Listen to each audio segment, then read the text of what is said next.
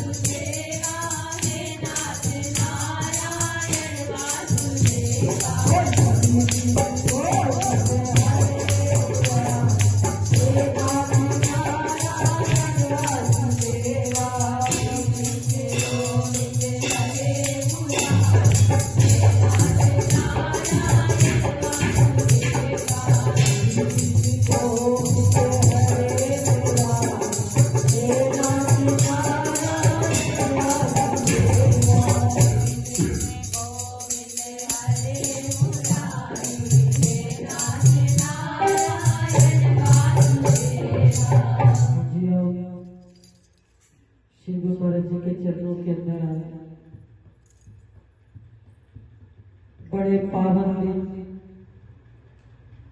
गुरु महाराज जी के चरणों में आकर अपने जीवन को बना लिया।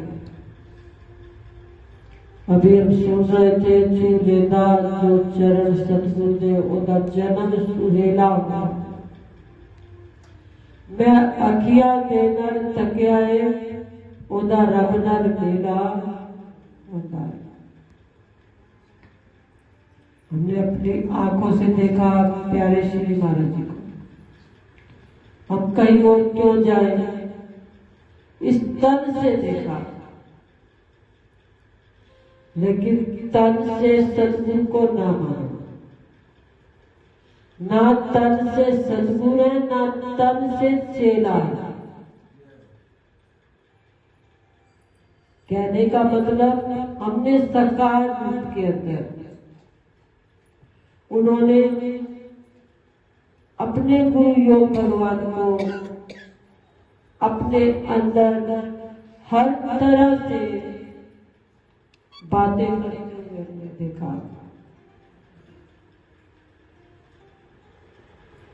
ये होता है मैं अखियां देना तकियाए ओदा रब नाल मेला होता है कि वो रब के साथ मिल चुके थे और हमें बता गए कि आप भी अपने जीवन के अंदर इन पावन चरणों को छूकर अपने जीवन को सुहेला बना।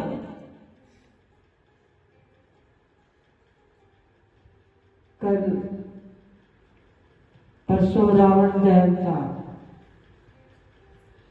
कहीं पर रावण दहन किया गया, उससे पहले 5 मिनट रावण ने अपने लिए लिए, क्योंकि जब श्री राम जी ने रावण को मारा था ना, मरने से पहले लक्ष्मण को भेजा था, जाओ खुद चारों वेदों के 6 शास्त्रों के 18 पुराणों के ज्ञाता है, पंडित है, उनसे कुछ शिक्षा ग्रहण करके आओ।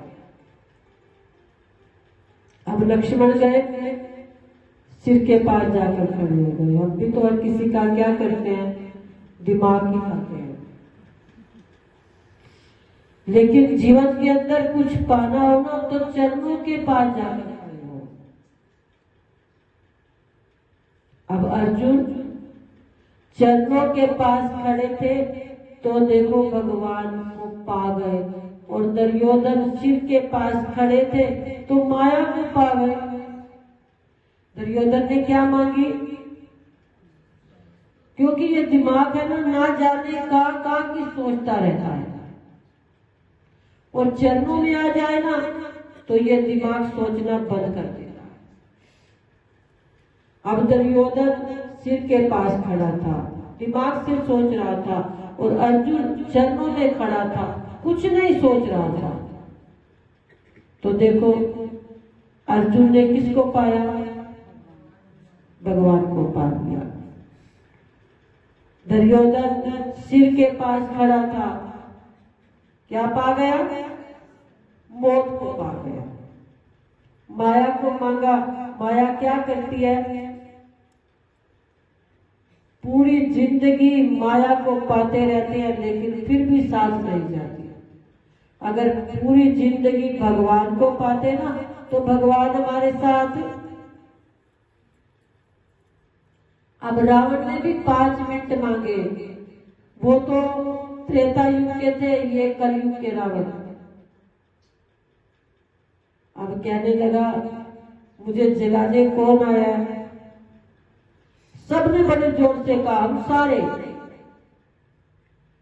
रावण ने कहा अच्छा, जो पिछले साल जलाने आया था वो कहाँ गया? अब की बार तो राम कुछ और बनकर आया, और जिस चीफ गेस्ट को लेके जाते हैं वो कुछ दान करके जाता है, तो राम को आग लगाता है या नहीं? लेकिन जो पिछले साल था वो कहाँ गया? कहने लगा वो पैसे कम दे रहा था, ये पैसे ज्यादा दे रहा, इसलिए इसको बुला लिया। रावण कहने लगा मेरे राज में ये नहीं था।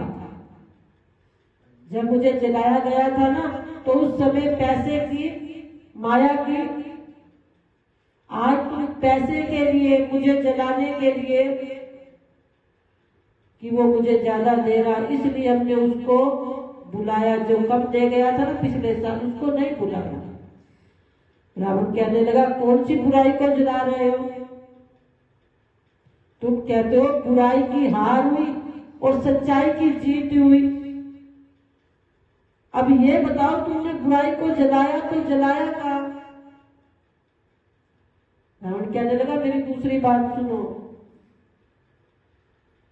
मैंने तो एक सीता माता को चुराया था, लेकिन कभी भी ना मैंने उसको देखा ना उसने मुझे देखा, ना मैंने हाथ लगाया ना उसने हाथ लगाया।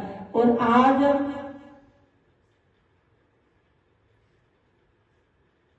ना जाने कितने गलत से गलत काम कर बैठते, पापी से पापी काम कर बैठते हैं। उस वक्त मैंने सीता को चुराया, ना देखा ना उसको हाथ लगाया, फिर भी देखो मुझे उस कर्म का फल क्या मिला? मौत मिली। हर साल जलाया जाता हूं, लेकिन तुम लोग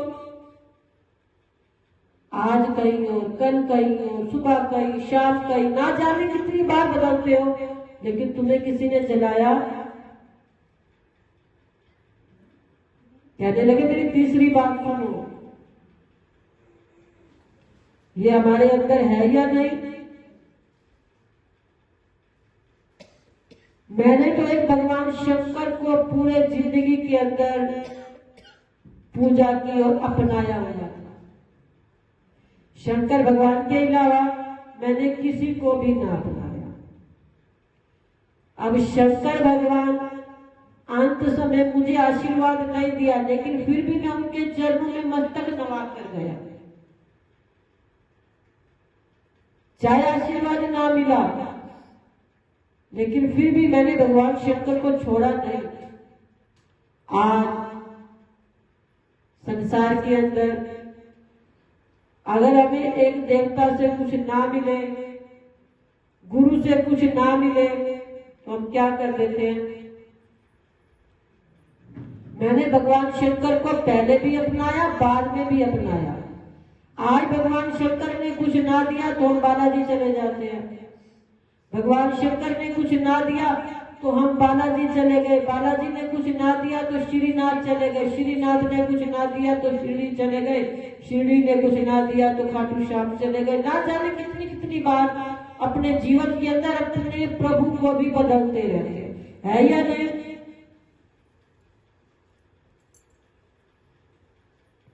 लेकिन मैंने अपने जीवन के अंदर ये कभी नहीं किया। चाहे मुझे भगवान शंकर ने आशीर्वाद ना दिया, मुझे पता था कि आज मैं मरकर ही वापिस आऊंगा, लेकिन फिर भी मैंने, पहले भी मेरे गुरु भगवान शंकर थे, अंत में भी वही थे। आज हम बदलते रहते हैं, बदलते हैं या नहीं बदलते?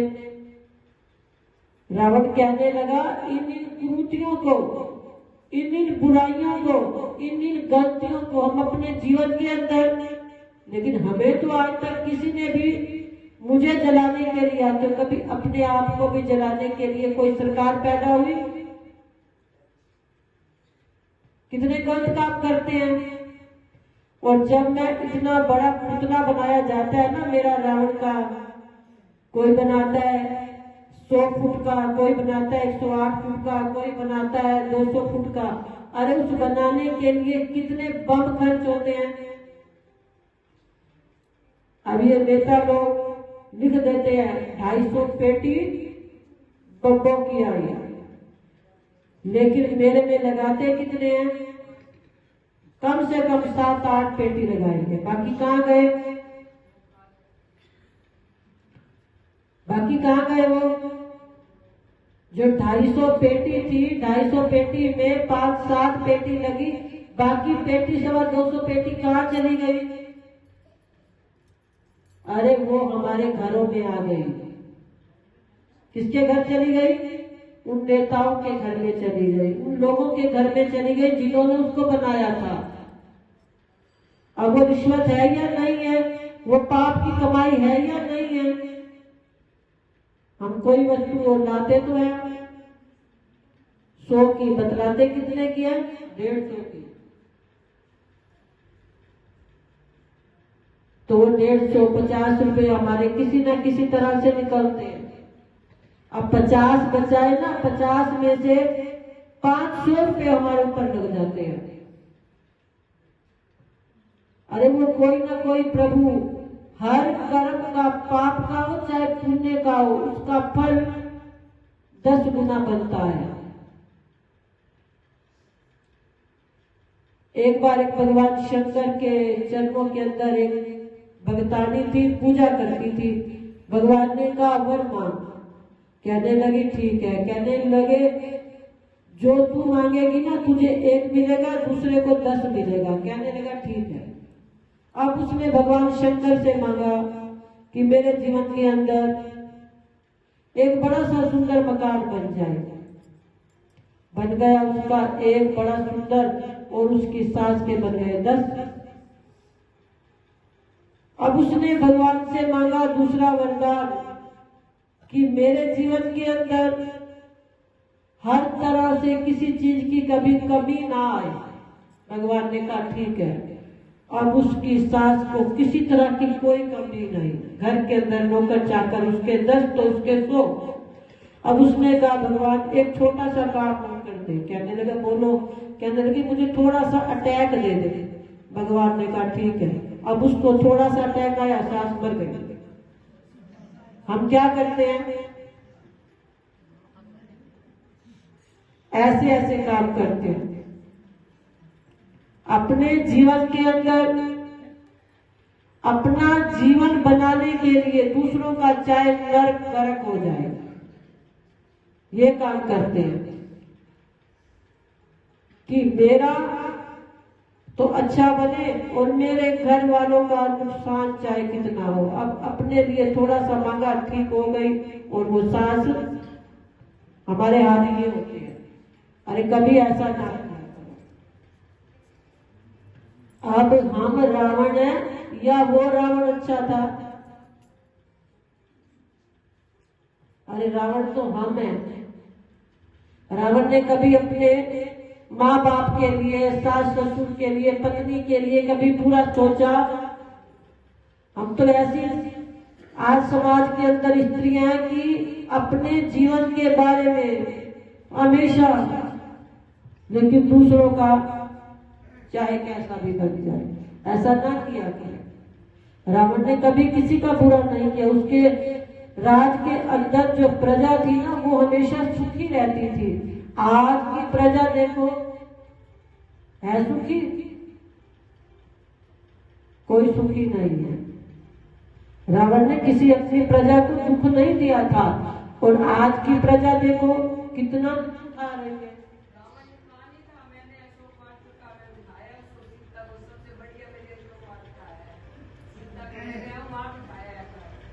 कहने का भाव, अपने आप को सत्संग में लाते हो ना, सत्संग में लाने के बाद सत्संगी बनाया करें। सत्संगी तब बनेंगे जब हम उसके ऊपर जीवन को मनन करें, अपनाएंगे। अब रावण ने जैसे ही कहा ना, कहने लगे अब लगा दो मुझे आग। फिर भी लोगों ने रावण की शिक्षा को सुना भी सही, लेकिन फिर भी उसको आग लगा दी। हमारा हाल भी क्या है, हम भी सत्संग में आते हैं, सुनते हैं, लेकिन बाहर जाकर वैसे के वैसे, यहाँ सुनी बात थले तू सारी कथा खत्म। अब उन्होंने इतना सुना, उस वक्त तो रो रहे थे, जब रावण ने कहा ना टाइम हो गया आग लगा दो, लगा दिया। हम भी ऐसा करते हैं, ऐसा ना किया करे। कार्तिक मास है, पुण्य किया करे, कोई पाप ना किया करे, किसी की बुराई ना किया करे, इधर उधर मत बैठा करे। हमेशा ही अगर हमें समय मिला तो एकांत में रहना सीखो। एकांत में रहोगे शांत रहोगे, भीड़ में रहोगे तो हमेशा ही गलत राह पर जाओगे। तो इसलिए भीड़ में ना रहकर अकेले रहना सीखो। अकेले के अंदर ही जीवन बनता है और आनंद आता है। और दूसरा अध्याय, ब्रह्मा जी बोले, हे पुत्र, तुलसी की मंजरी सहित भगवान शालिग्राम का जो एक गुंचर नामक पान करता है, वो ब्रह्म हत्या आदि बड़े बड़े पापों से मुक्त होकर वैकुंठ को प्राप्त कर लेता है, इसमें कोई संदेह नहीं। जो भगवान शालिग्राम धाम की प्रतिमा के आगे अपने पितरों का श्राद्ध करता है, उसके पितरों को भी वैकुंठ की प्राप्ति होती है। जो भगवान श्री शालिग्राम की मूर्ति दान करता है, उसे समस्त पृथ्वी के दान का फल प्राप्त होता है। जो श्री भगवान शालिग्राम की प्रतिमा को बेचता है, वो महान कष्ट भोगता है। इसलिए श्री शालिग्राम की मूर्ति को बेचना नहीं चाहिए। श्री विष्णु भगवान का पूजन शंख के जल से करना चाहिए। शिव जी का पूजन विल्लव के पत्रों से करना चाहिए। सूर्य का तुलसी से, गणेश जी का पूजन धतूरे से, और श्री विष्णु जी का पूजन कमल के पुष्पों से, श्री महालक्ष्मी का पूजन मालती और चंपा के फूलों से प्राणी परम पद को प्राप्त कर जाता है। जो भगवान की अति प्रिय तुलसी से पूजा करता है, उसकी महिमा का तो वर्णन ही नहीं किया जा सकता। वो जन्म मरण के अपार कष्ट से मुक्त हो जाता है। जिसकी मृत्यु तुलसी माला धारण किए हो जाती है, वो जीव बिना किसी रोक टोक के सीधा वैकुंठ धाम को पहुंच जाता है। जो तुलसी की छाया में अपने पितरों का श्राद्ध करता है, उसके पितरों की अक्षय तृप्ति हो जाती है। तुलसी का सिंचन गंगा यमुना नर्मदा में स्नान के समान होता है।